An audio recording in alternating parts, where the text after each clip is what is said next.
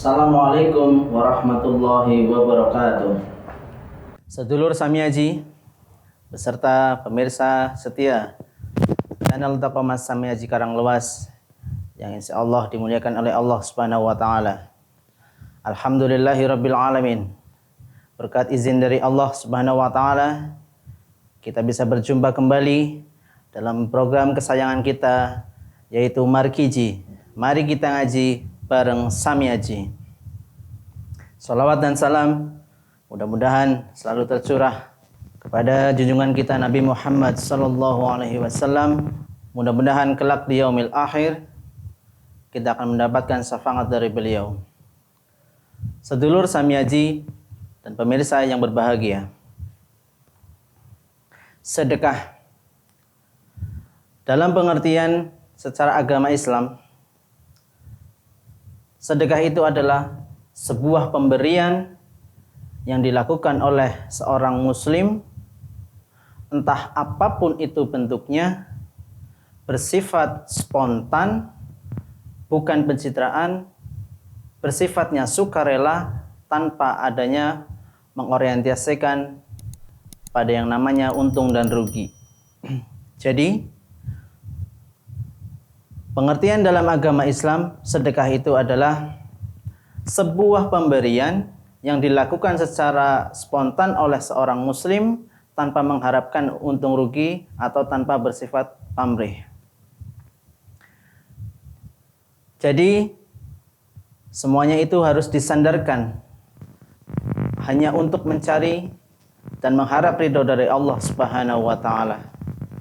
Karena merugilah jika ada seseorang yang secara zahir kelihatannya sedekah, tapi niat dan tujuannya tidak untuk mencari ridho dari Allah Subhanahu wa Ta'ala, tetapi hanya mengorientasikan kepada yang namanya untung dan rugi.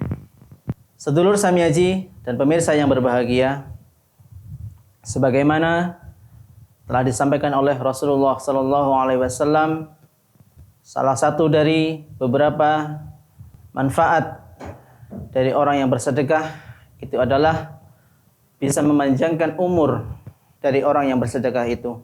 Kita tahu bahwa namanya umur segala macam itu adalah hak prerogatif dari Allah Subhanahu wa Ta'ala, dan yang punya kuasa untuk bisa memanjangkan atau memendekkan umur manusia juga hanyalah Allah Subhanahu wa Ta'ala. Tetapi Allah Subhanahu wa Ta'ala akan memanjangkan umur atau memendekkan umur salah seorang manusia pasti karena ada sebabnya. Sebagai contoh, dulu pernah ada seorang pemuda mendatangi rumah Nabi Ibrahim alaihissalam. Si pemuda itu datang ke rumah Nabi Ibrahim alaihissalam. Beliau berniat untuk menuntut ilmu, dan sesingkat waktu si pemuda itu sampai di rumah Nabi Ibrahim alaihissalam. Pemuda itu berkata, "Assalamualaikum wahai Nabiullah." Lalu Nabi menjawab, "Waalaikumsalam warahmatullahi wabarakatuh." Dan selanjutnya Nabi Ibrahim bertanya kepada si pemuda itu, "Wahai muridku, ada apakah kamu datang menghampiriku sampai di rumah?" Lalu si murid itu menjawab, "Wahai Nabiullah, hamba sengaja datang ke rumah engkau, wahai Nabi, karena hamba ingin menuntut ilmu dari engkau, wahai Nabiullah. Sekaligus hamba juga ingin memohon doa restu, karena besok hamba akan melangsungkan sebuah proses pernikahan. Mudah-mudahan dengan doa restu dari Nabiullah, apa yang saya niatkan bisa terlaksana dengan baik, wahai Nabiullah." Lalu tidak lama, waktu telah berselang, si pemuda itu keluar dari rumah Nabi Ibrahim alaihissalam. Di saat si pemuda itu keluar dari rumah Nabi Ibrahim alaihissalam, malaikat pencabut nyawa menghampiri rumah Nabi Ibrahim alaihissalam, kemudian bertanya kepada Nabi Ibrahim alaihissalam, "Wahai Nabiullah, siapakah pemuda yang barusan datang itu? Ada keperluan apakah si pemuda itu datang ke rumahmu, wahai Nabi?" Nabiullah kaget karena Tiba-tiba malaikat pencabut nyawa itu menanyakan hal tersebut kepada dirinya. Nabi Allah menjawab, "Wahai malaikat Allah, sesungguhnya dia adalah seorang pemuda, tetapi jika dia udah seperti sahabatku, dia juga seperti muridku. Dia datang ke sini, dia datang menghampiri rumahku karena dia punya keperluan ingin menuntut ilmu, juga dia memohon doa restu dariku karena besok harinya dia akan melangsungkan pernikahan." Begitu ya malaikat. Lalu malaikat pencabut nyawa menjawab kepada Nabi Ibrahim alaihissalam dan berkata, "Wahai Nabi Allah, ketahuilah, sesungguhnya aku akan mencabut nyawa si pemuda itu keesokan harinya." Lalu malaikat pergi. Dalam hitungan waktu, hari berganti dengan hari, minggu berganti dengan minggu, bulan berganti bulan, sampai tahun berganti dengan tahun. Dan sampai 70 tahun, ternyata si pemuda itu masih hidup bahagia bersama keluarga dan anak-anaknya. Karena melihat kondisi itu, Nabi Ibrahim alaihissalam kaget dan heran. Dia merasa, wah, apakah malaikat ini membohongiku? Tapi masa iya seorang malaikat utusan Allah membohongiku? Katanya dia mau mencabut nyawa seorang pemuda itu keesokan harinya, tapi ternyata si pemuda itu masih hidup sampai umur 70 tahun ini. Kapan waktu saya ketemu dengan malaikat Allah itu, saya akan tanya lagi, kenapa alasannya beliau tidak jadi mencabut nyawa seorang pemuda itu. Tidak berselang lama, ucapan Nabi Ibrahim itu terkabul. Beliau didatangi lagi oleh malaikat Israfil, pencabut nyawa. Lalu langsung saja Nabi Ibrahim alaihissalam menanyakan hal itu kepada malaikat itu dan bertanya, "Wahai malaikat, apakah engkau membohongi saya? Dulu engkau pernah berkata bahwa engkau akan mencabut nyawa seorang pemuda itu, seorang muridku itu, keesokan harinya sebelum dia itu menikah." Lalu dijelaskan oleh malaikat Allah bahwasanya, iya, memang begitu. Sebuah catatan bahwa aku akan mencabut nyawanya pada hari itu. Tetapi Allah melarangku. Tetapi Allah mengutusku untuk menunda pencabutan nyawa itu.